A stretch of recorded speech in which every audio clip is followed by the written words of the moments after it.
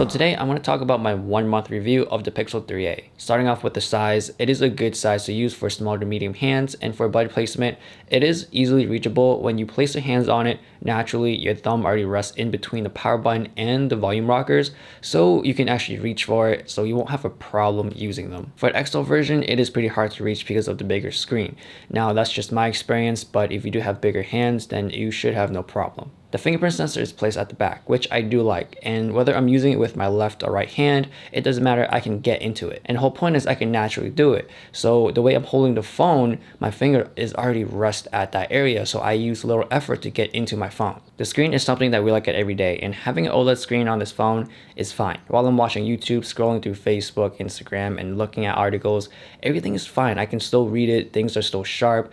Now, if you're coming from a Samsung display, the vibrant colors isn't as punchy, but the only thing I have about the screen is the brightness. When I'm outdoors, I do want to have a little bit more brightness. I end up using my hand to block out the sun to look at the screen. That's when I notice that I need more brightness to look at what I need to look at on the phone. The Pixel 3a has the 670 chip, and I thought it's going to be a slow phone, but it's not. It's pretty smooth. All the things that normal people do, like watching YouTube, Facebook, Instagram, looking at articles, all that stuff is really smooth. 95% of the time, I don't see any lag. Usually when I play games, that's when I see some lag, usually when it's on a loading screen, but a lot of things I do is fine, it's smooth. I don't play hardcore games, but knowing the phone, most likely playing Fortnite, you would see lag. But if you play simple light games, most likely you won't even experience much of it. For the camera section, I might as well use the Pixel 3a to talk about this.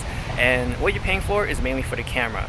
This camera is basically or almost the same thing as the Pixel 3, which is the flagship model. So for $400, this phone can compete with phones that are over $800 or even $1,000 phones. It's a tool that we use almost every day to send pictures to our friends and family, to update our lives in Facebook, Snapchat, and Instagram.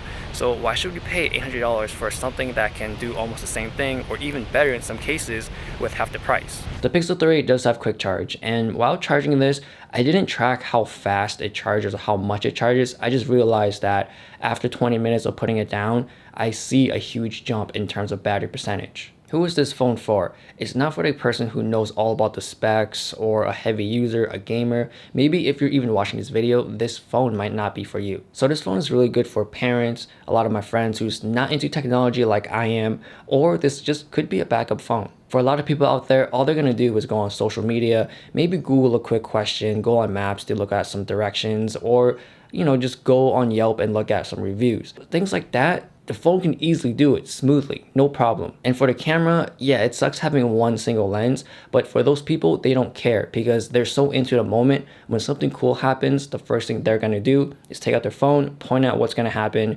upload it to Facebook or Instagram or Snapchat. That's all they care about. So they don't need those extra lenses where maybe I should move here, move there, or I should zoom out, maybe I should zoom in. They don't care about that because they're gonna miss the moment. So this phone is just perfect for them because they don't need all that. And to top it all off, having it at $400, this has everything what they need in a really affordable price. If I were to choose between the 3 or the 3a, I would go with the 3a because all the money I saved can easily go for more cases or phone accessories or even a battery pack. So that's my 1 month review of this phone. I noticed that this is a great phone for a lot of people out there, a lot of regular people out there, good enough for me, but still there's a small amount of people who loves the game. This is not for them. So thanks for watching, and I'll see you guys later.